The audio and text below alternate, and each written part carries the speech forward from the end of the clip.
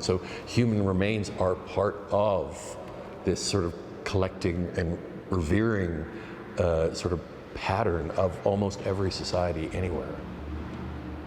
I mean, you think of the churches, the bone churches in Europe. Those aren't museums. Those are churches, but they've got chandeliers of bones and crypts full of bones, and it becomes part then of your religion. It's part of your spirituality. It's part of, again, confronting death.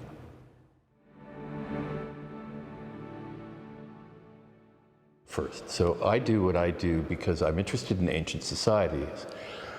But I think if you're interested in people from ancient societies, you can study pots and you can understand how technology worked and how it was organized. You can study buildings so you can understand architecture and that sort of thing. But if you want to understand the people, you need to study the people, because that's the only way that you really see this person. They were 5'10", they died when they were 32, they died of syphilis or whatever. You know, you get this window onto life of the ancient society as opposed to the material remains that society left behind. And so that's why I think the study of human remains for archaeological sites is so important. In terms of why we collect dead things and dead people, which goes beyond the archaeological context, I think that's a fascination with our mortality.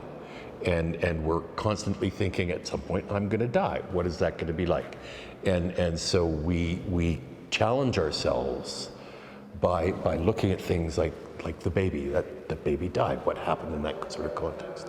And some people collect that stuff. That's not what I do, but I think that's part of this fascination and trying to put off the idea of death. Well, and not only museums, but in societies, they collect heads. And so, you know, I'm looking at it from Pachacamac. I'm looking at this series of mummies that they actually went and they took the head out, and then they rewrapped the bundle.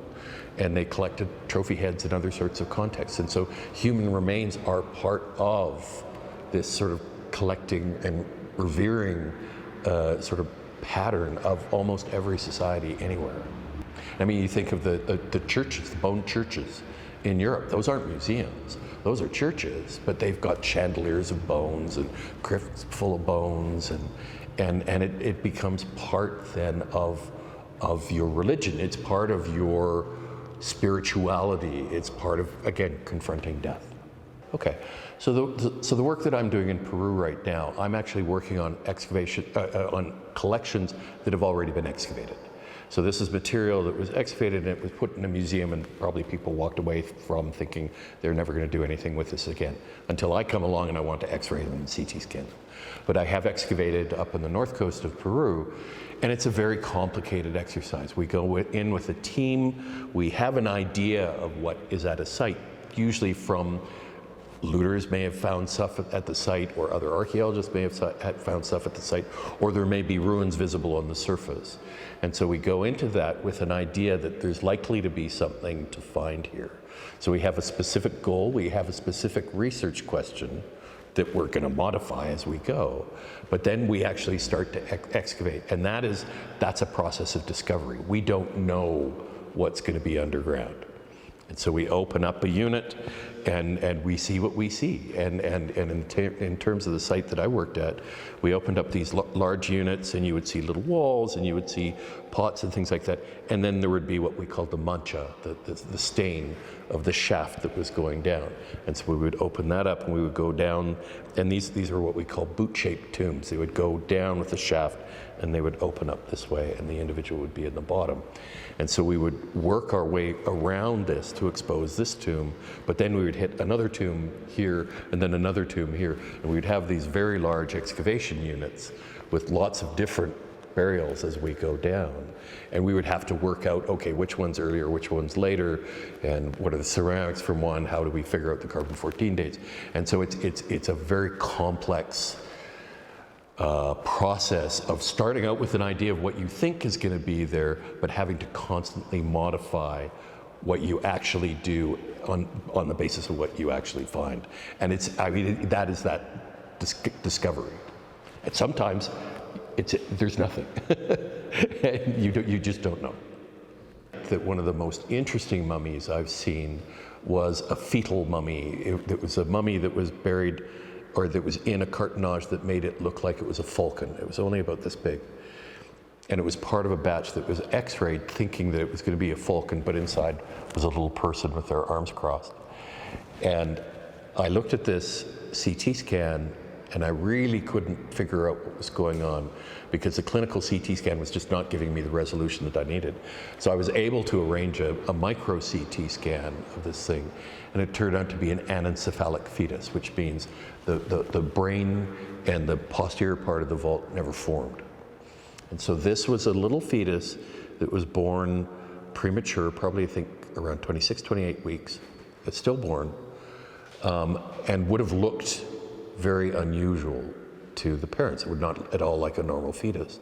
But they took the effort to mummify that individual and to make this little cartonnage for this individual. We don't know exactly where the individual was buried, but what makes this particular example interesting to me is that is a moment in time that's a very poignant moment in terms of thinking about mummies as people.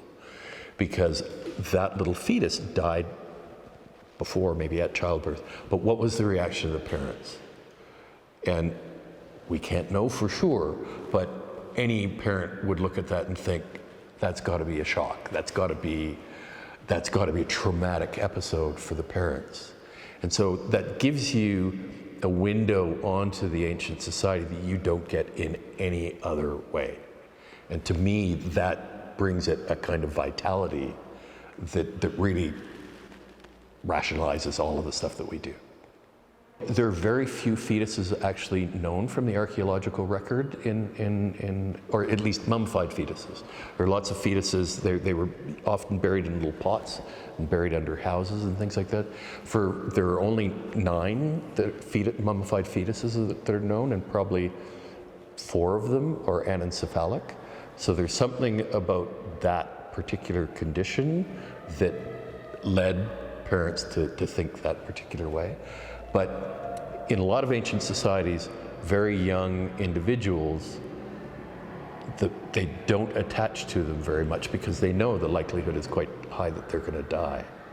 And so a lot of the fetuses that are in little pots under houses, that's that sort of approach. But to take that effort to mummify this little one there's something different going on there.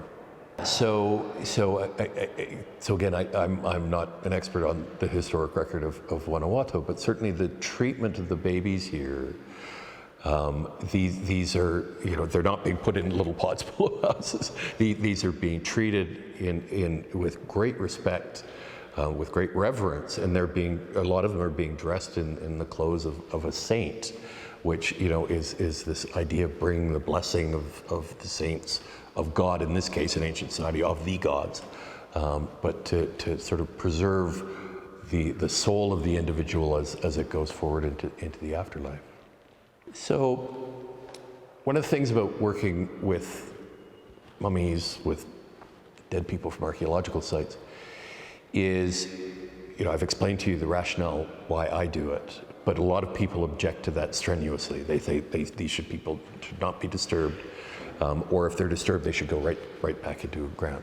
So those are 2 different ethical approaches. One is not right, and one is not wrong. Ethics evolves out of our cultural context, and what is right in the cultural context here in Guanajuato may not be right in the cultural context of London, Ontario, right?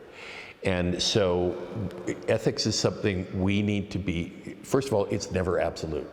So anybody who says to you, there's only one way to do things, they're being dogmatic.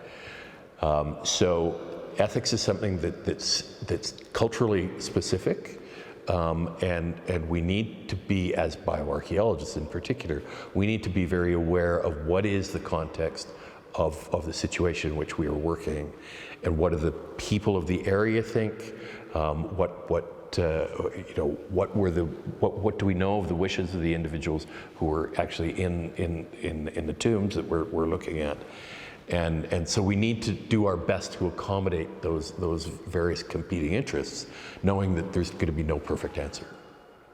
I have researched ethics, not from the grand sort of philosophical approach, but I've researched how museums and anthropological groups and anthropologists think about ethics within their particular context. And the class that I teach on mummies, I talk about ethics all the time. And in my very first lecture, I talk about how mummies are not objects, they are people. We must treat them with respect and all that sort of stuff. So I lay that groundwork right at the beginning, and I come back to that theme throughout the whole course.